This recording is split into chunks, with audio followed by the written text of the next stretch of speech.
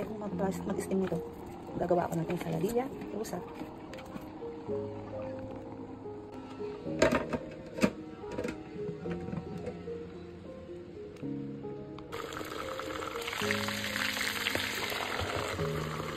Yung pinili kong pulpo. Ayan, octopus. Ayan, luto na siya. Tapos lalagyan ko siya ng ito, ng sibuyas, ng vinegar, and luto na.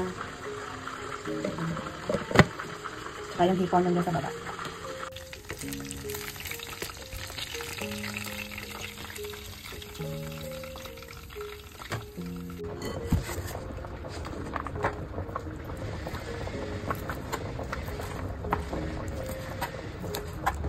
Yan, salpicon de marisco, pero wala akong takong.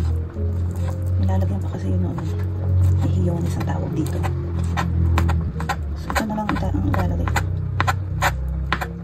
Favorito ni Kelly. Gusto niya yan dati. Ang sarap naman kasi. Ako din gusto ko din eh. Itong ganito dito, ganito lang kalaki. Ano na, 10 euros na yan. Ang mahal ng pulpo. Octopus ang mahal. Pero nag-sale kaya binili ko. So, ayan, okay na yan.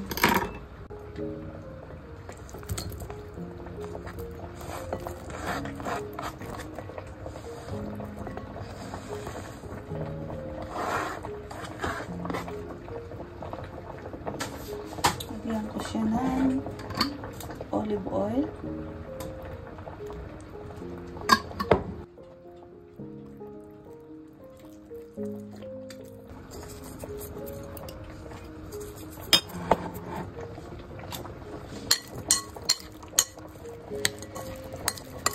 Lagay ko na yan sa ref. Lagay ko na sa ref.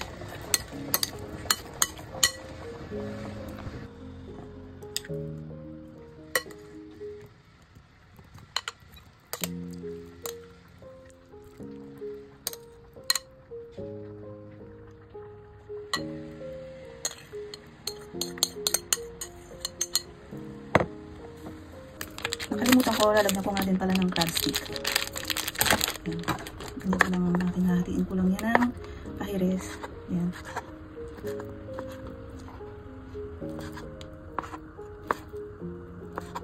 Masarap yan. Yan, saka ko lalagay dito sa aking salpicon.